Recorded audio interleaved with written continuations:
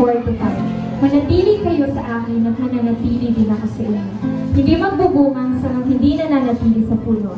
Kaya hindi naman, hindi kayo magbubunga kung hindi kayo mananatili sa akin. Verse 5, ako ang puno ng ubas at kayo ang sanga. Ang nananatili sa akin at ako sa kanya. Ang siyang nagbubunga ng sagana sapagkat wala kayong magagawa kung kayo hiwalay sa akin.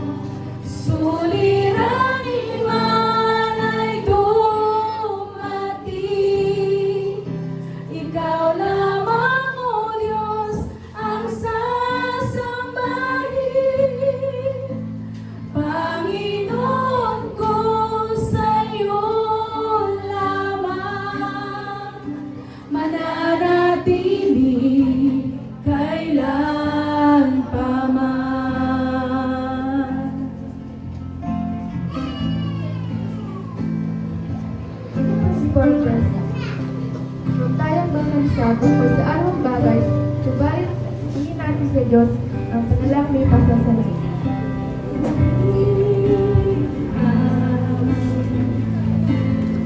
Sa'yo nakamtan, pag-iihan,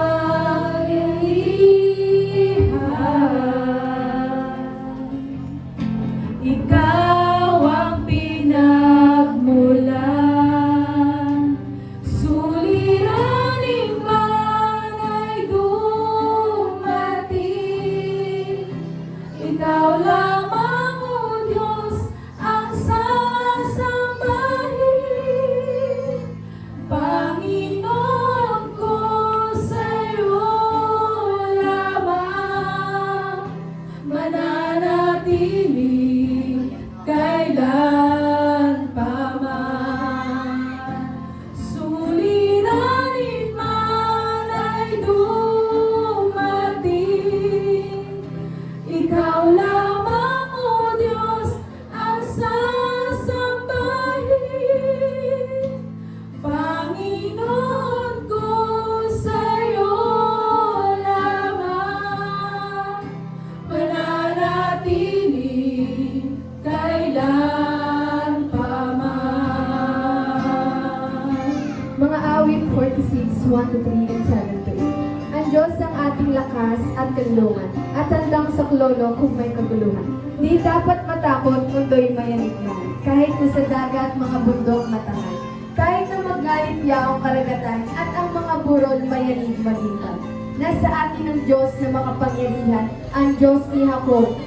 Ang kanyang ginawa sa lupa, sapat ng pagmasdan at ikay mahalin. Awit 46 verses 10 to 11. Sinabi niya, ihinto ang labanan, ako ang Diyos dapat nang malaman. Kataas-taasan sa lahat ng bansa, sa buong sanlibutan, pinakadakila. Nasa atin ang Diyos na makapangyarihan, ang Diyos ni Jacob ng sanlibutan, ang Diyos ni Jacob na ating kanlungan.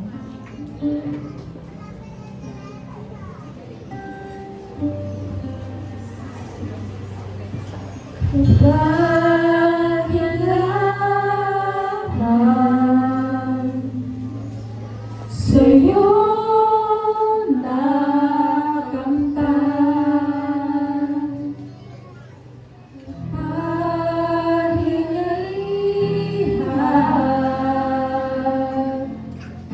ikaw ang pinagmulan,